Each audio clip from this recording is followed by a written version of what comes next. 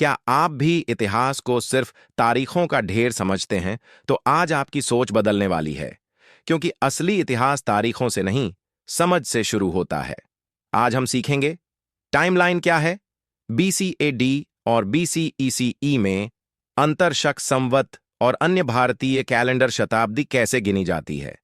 नमस्कार दोस्तों, स्वागत है आपका हमारे YouTube channel India the epic saga में। यहां हम भारत के संपूर्ण इतिहास को जानेंगे एक नए तरीके से, जैसा कि आपने हमारी पहली वीडियो देखी होगी। अगर नहीं देखा है तो एक बार जाकर देखें। उसमें हमने बताया है कि हम कैसे इस चैनल के माध्यम से आपको भारत के संपूर्ण इतिहास के बारे में बताएंगे, जिससे आपको सब कुछ याद रखने में बहुत आसानी होगी। तो चलिए आज का वीडियो शुरू करते हैं।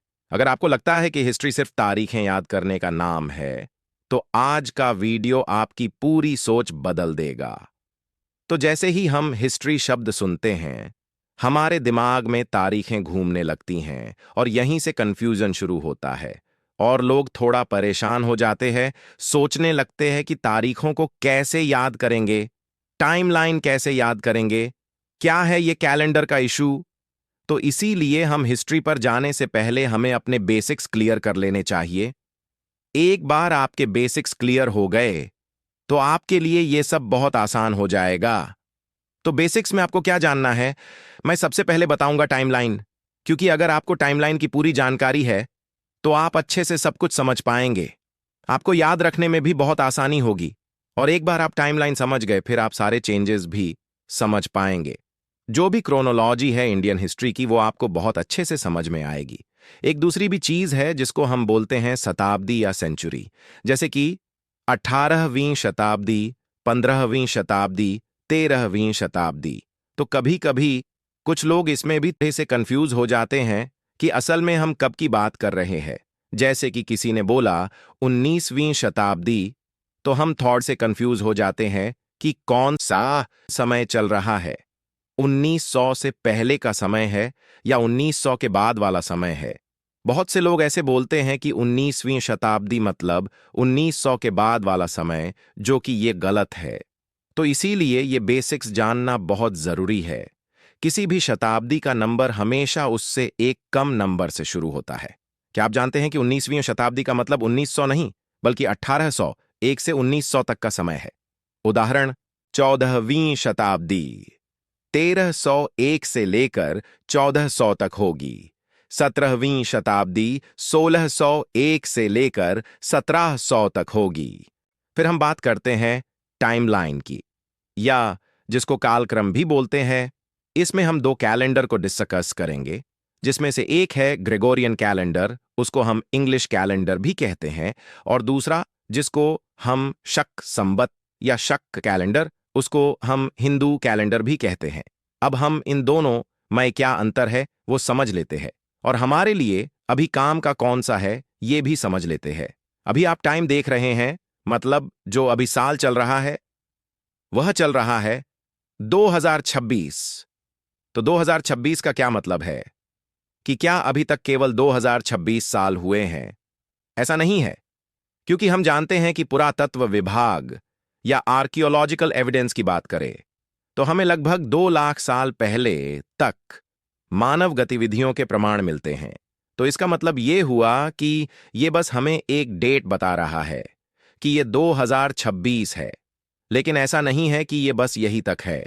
इसके पीछे भी बहुत सारा समय है जो बीत चुका है। अगर हम इंग्लिश कैलेंडर की बात करें तब हमें इसमें जनवरी से लेकर दिसंबर तक कुल 12 महीने होते हैं। इस कैलेंडर ईसा मसीह के जन्म से ये शुरू हुआ है। उनके जन्म के बाद से ही इस कैलेंडर को माना जाता है। इसके मुताबिक जब ईसा मसीह 1 साल के हुए तब 1 साल, फिर 2 साल, ऐसे करते करते 400 साल, और फिर 1200, फिर 1900, अब 2026 है।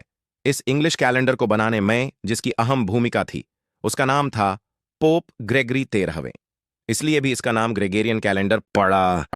तो इस कैलेंडर के हिसाब से जीसस क्राइस्ट या ईसा मसीह के जन्म के बाद के समय को क्राइस्ट एरा या CE कहा गया है, और हिंदी में इसको ईस्वी कहा जाता है, तथा इसको AD भी कहते हैं। जिसका फुल फॉर्म होता है एनो डोमिनी। ये एक लैटिन शब्द है जो कि हमें दर्शाता है ईसा मसीह के जन्म के बाद का समय। तो जब भी हम अपनी आने वाली वीडियो में सुनेंगे या कहीं पढ़ेंगे और वहां लिखा होगा सीई या ईस्वी या एडी, तो समझ जाना कि हम ईसा मसीह के जन्म के बाद के समय की बात कर रहे हैं। जैसे कि कहीं लिखा है 200 एडी या 200 ईस्वी या 200 सीई, तो ये ईसा मसीह के जन्म के बाद का समय है। तथा ईसा के जन्म से पहले के समय को हम बोलते हैं ईसा पूर्व या बिफोर क्राइस्ट या बिफोर क्राइस्ट एरा या फिर बीसी, और इसको बीसीई भी बोलते हैं। जैसे कि कहीं लिखा है 400 बीसी या 400 ईसा पूर्व या 400 बीसीई। तब आप आसानी से समझ जाएंगे कि हम ईसा मसीह के जन्म से पहले की बात कर रहे हैं। इसमें एक याद रखने वाला पॉइंट ये भी है, जब हम ईसा पूर्व या बीसी की बात करते हैं तब हमको टाइम बड़े से छोटे की तरफ चलता हुआ दिखता है। जैसे कि कहीं लिखा है 700 बीसी से 400 बीसी, तो इसका मतलब हुआ कि 700 बीसी पुराना समय है और 400 बीसी थोड़ा सा नया। और इसी की जगह अगर कहीं लिखा है 700 सीई से 400 सीई, तो इसका मतलब हुआ कि 400 सीई 700 सीई से पुराना समय है। इन्हीं जगहों पर लोग थोड़े से कंफ्यूज हो जाते हैं। हमको बस यही सी चीज याद रखनी है, जैसे कि कहीं आगे हमारी वीडियो में आया 600 बीसी से लेकर 300 सीई तक।